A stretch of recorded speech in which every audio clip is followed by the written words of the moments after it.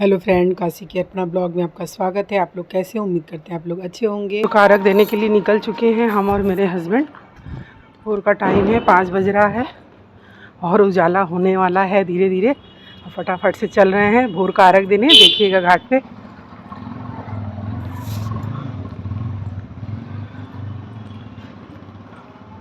मिलते हैं घाट पे आप लोगों से।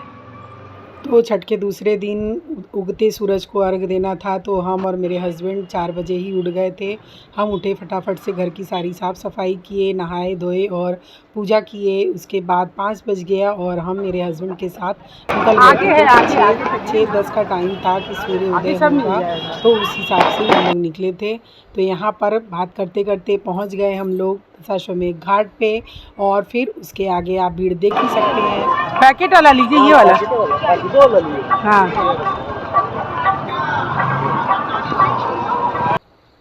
तो उगते सूरज को सबसे पहले जल का दिया जाता है अर्घ। उसके बाद दूध का दिया जाता है, दूध से देते हैं हम लोग। तो यहाँ पर पैकेट वाला दूध था, तो वही दूध सब लोग खरीदते हैं। हम भी पैकेट का दूध ले लिए, क्योंकि वो कच्चा दूध होता है, तो कच्चा दूध ही भगवान को चढ़ता है हमेशा। तो उतर चुके हैं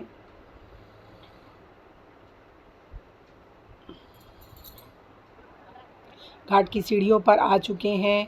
तो दशाश्वमेध घाट के बगल में है ललिता घाट, तो वहीं का ये व्लॉग आप लोग देख रहे हैं।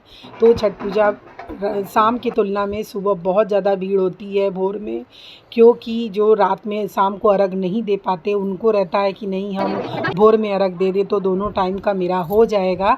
तो भीड़ आप देख सकते हैं कि खड़े होने की भी जगह नहीं है और सब लोग सूर्य नारायण की प्रतीक्षा कर रहे हैं खड़े होके। और यहाँ हम और मेरे हस्बैंड भी खड़े हैं, सब लोग प्रतीक्षा कर रहे हैं। कुछ लोग गंगा जी के पास उतर चुके हैं, नदी के पास, कि यहाँ पर अपना खड़े होके भक्ति गीत गाते हैं और छठ का गीत गाते हैं। तो गाना भी हो रहा था वहाँ पे और सब लोग आरती दीपक ये सब लेके उतर जाते हैं और प्रतीक्षा करते हैं सूर्य नारायण का। तो भीड़ आप देख सकते हैं कि कितनी ज़्यादा भीड़ भोर में हो गई है। तो यहाँ पर अब धीरे धीरे सूर्य नारायण उदय हो रहे हैं।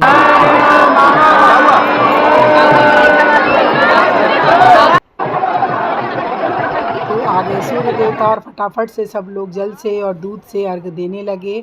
तो यहाँ पर हम भी दूध ले गए थे, तो यहाँ पर अर्घ दिए दूध से और जल से। और एक बात, जो नहीं पहुँच पाते हैं उनका नाम लेके भी आप अर्घ दे दीजिए, तो होता है कि उन्होंने जल चढ़ा दिया है। तो यहाँ पर आप लोग भी दर्शन करिए सूर्य देवता का। सबसे पहला दर्शन हर साल मेरे हस्बैंड को दिख जाते हैं और वो बहुत तेज़ आवाज़ लगाते हैं। ये देखिए, आप लोग भी दर्शन करिए। तो यहाँ पर हम लोग पूजा किए, अर्घ दिए और बहुत ही अच्छा लगता है, मन को शांति मिलती है। छठ की पूजा करने के बाद बहुत ज़्यादा मिलती है।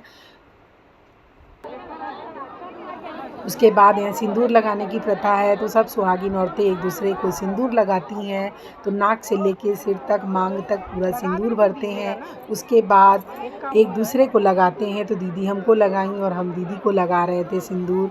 इसका कलर कितना खूबसूरत होता है, बहुत प्यारा लगता है ये कलर हमें सिंदूर का। तो यहाँ पर हम लोग भी लगा लिए और फिर उसके बाद अब यहाँ पर भाभी भी खड़ी हैं। भाभी का अपना डलिया पैक हो रहा है, तो भतीजा लेके चला गया या मेरा ये भांजा लेके अपना डलिया लेके चल रहा है। तो पैकिंग हो चुकी सबके डलिया की, सूप की। और बड़ी भाभी थी, उनसे हम आशीर्वाद लिए, फिर उसके बाद उनसे प्रसाद लिए। तो ये प्रसाद मांग मांग के लेना चाहिए। वहाँ पर जो भी व्रती महिलाएं पूजा करती हैं उनसे आप मांग सकते हैं, तो व्रत का ये फल और दुगना हो जाता है, दर्शन का फल दुगना हो जाता है। तो ये प्रसाद मांगने में थोड़ा भी हिचक नहीं करना चाहिए, लोगों से मांगना चाहिए ये प्रसाद।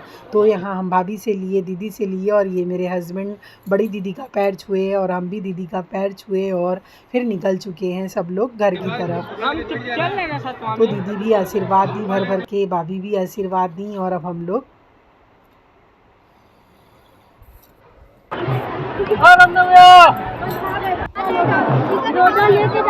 आ गई दीदी, आगे हैं वो, आगे नहीं, बुआ जी भी आगे ही गई हैं।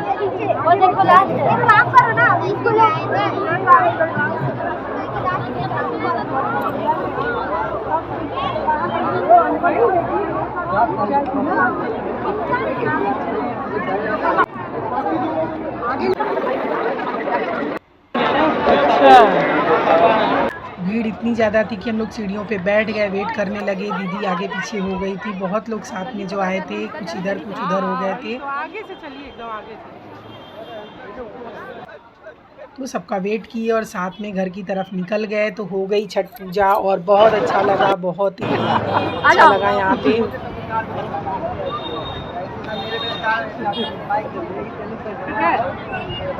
इसी का फोटो ले